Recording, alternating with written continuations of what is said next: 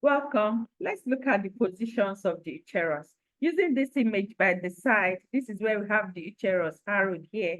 The uterus can assume different positions, and this is because it is a mobile organ. Going through this lecture, we would be highlighting the different positions of this organ and also some features that you need to know about these positions.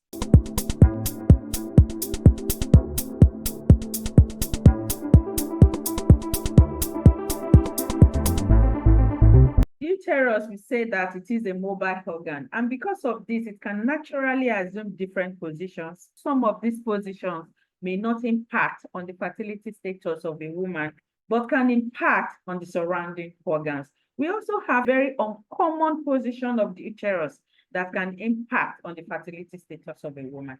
So first, let's look at the general position or the common position that the uterus can be placed. This is seen in about 50% of women, and this is an anteverted and anteflex position of the uterus. And this is where you see that the uterus is placed in an anteverted and anteflex position over the urinary bladder. These two positions are based on the structures that are located around the uterus. If you try to use this image here, this is where we have the uterus arrowed at this point. If you look at the uterus, you see that it is placed in an anteverted position over the urinary bladder that is located anterior to it. Remember, we said that the uterus is sandwiched between the urinary bladder anteriorly and also the rectum posteriorly. This is where we have the rectum here at the posterior region.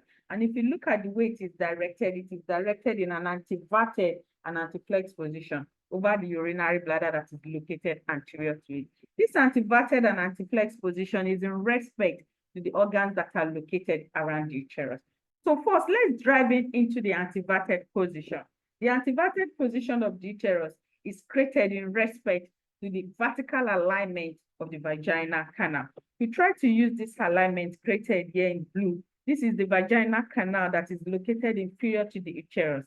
See that the uterus is placed in an anteverted position over the urinary bladder, but in respect to the vertical alignment of the vaginal canal. And this is created in an angle of 90 degrees. This is what is projected here in this image.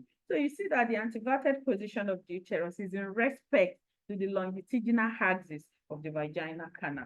And this is what is shown here in this image.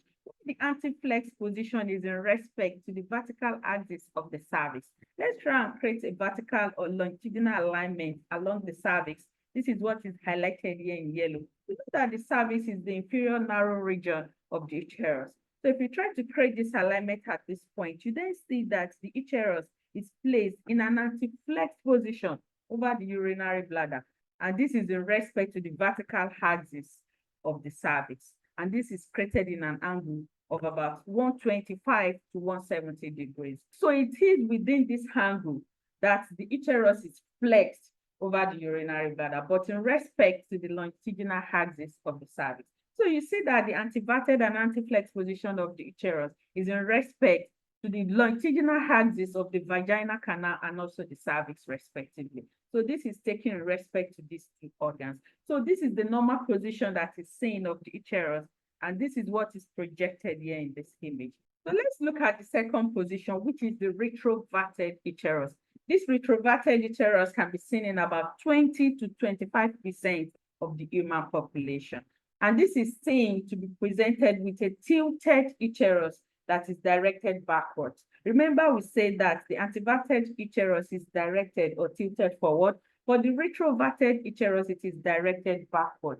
And this is what is seen instead of being directed forward, that is seen in the previous slide that we highlighted. And this kind of presentation is seen to present the uterus to have the same vertical alignment with the vaginal canal. Remember, inferior to the uterus here, we have the vaginal canal. So it is seen to fall in the same vertical alignment or longitudinal alignment with the vaginal canal. This kind of presentation does not cause impact on the fertility status of a woman.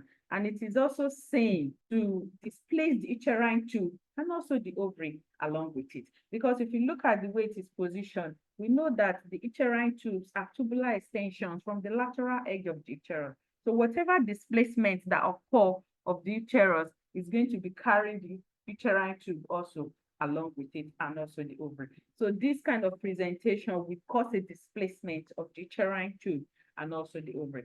Another position of the uterus is a retroflexed uterus.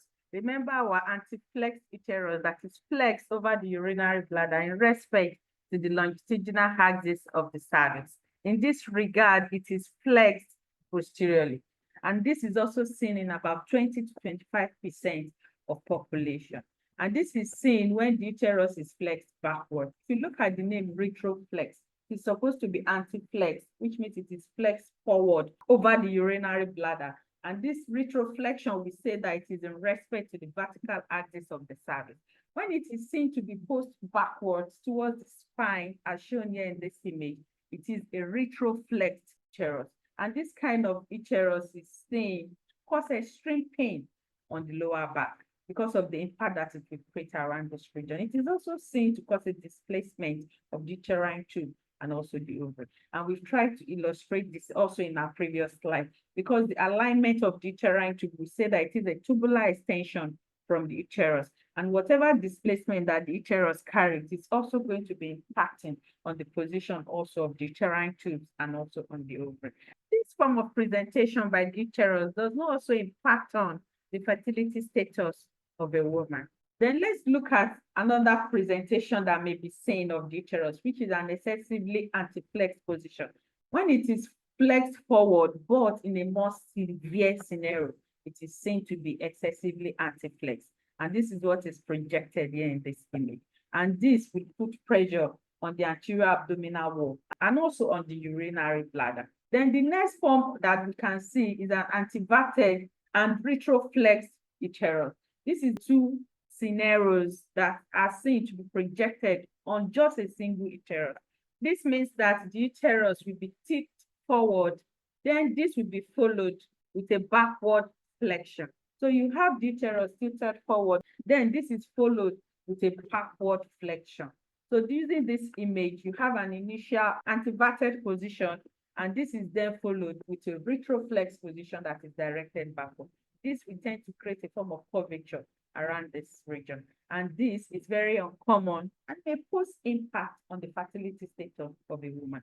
So thanks for watching this video. I hope you find this useful.